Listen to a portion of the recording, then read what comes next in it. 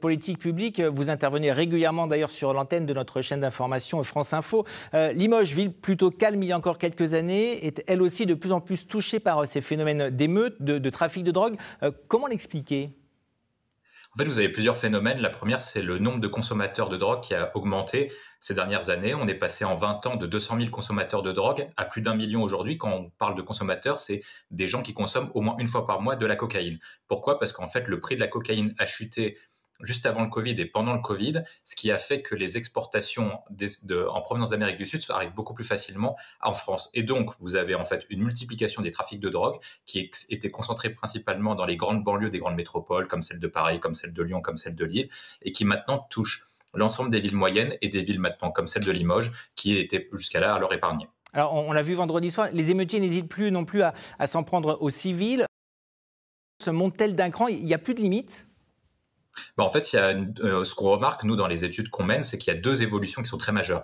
D'une part, c'est que la criminalité et la délinquance, maintenant, touchent un public de plus en plus jeune. C'est-à-dire que lorsque vous prenez, par exemple, les comparatifs entre les émeutes de 2005 et les émeutes de 2003, vous aviez en 2005 20% des interpellés qui étaient mineurs, et maintenant, vous avez désormais 55% des interpellés des émeutes de 2023 qui étaient mineurs. Et autre point aussi, c'est que la violence s'est augmentée en termes de radicalité. C'est-à-dire qu'à l'époque, vous aviez des échauffourées, mais maintenant, vous avez des jeunes qui n'hésitent pas à tirer avec des mortiers sur des forces de l'ordre et notamment être beaucoup plus violents dans les actes qu'ils entreprennent. C'est ça la grande différence, et notamment c'est basé sur une chose, une grande distinction, c'est que petit à petit, dans ce qu'on appelle les territoires perdus de la République et dans certains quartiers, vous avez un modèle parallèle du modèle républicain qui commence à se développer, et c'est un modèle qui peut ressembler à celui qu'on connaît dans le fameux jeu vidéo GTA, qui en fait, au lieu d'avoir 20 sur 20 à l'école pour briller dans la société et réussir dans la vie, maintenant vous avez des jeunes qui doivent soit dealer, soit être guetteurs, soit frapper les forces de l'ordre pour monter dans la société et dans cette société parallèle. Alors, on a entendu les élus locaux, ils semblent dépassés,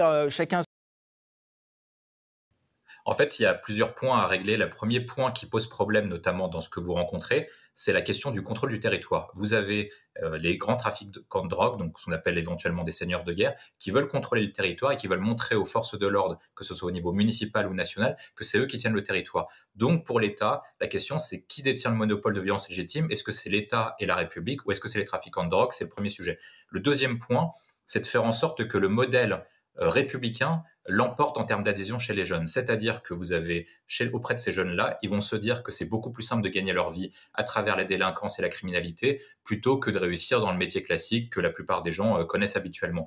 Donc il faut à la fois avoir un modèle républicain qui soit beaucoup plus attractif, et dans le même temps sanctionner et faire en sorte que la voie alternative soit répréhensible. C'est-à-dire que ça vous coûte très cher de poursuivre dans cette voie, avec de peines de prison qui sont beaucoup plus fermes et éventuellement une vie qui soit beaucoup plus pourrie. Et le dernier point, je pense, c'est de casser le phénomène de bande que vous avez avec des jeunes qui ne grandissent uniquement avec ce qu'on appelle les grands frères du quartier et qui en fait n'ont que cette voie-là. Si vous cassez ça en les incluant dans d'autres associations ou dans d'autres cercles sociaux, ils verront autre chose et éventuellement se tourneront vers un modèle qui soit beaucoup plus sain et beaucoup plus respectueux des lois. Merci beaucoup William T d'avoir été notre invité. Je rappelle que vous êtes politologue et président du think tank Le Millénaire. Merci beaucoup.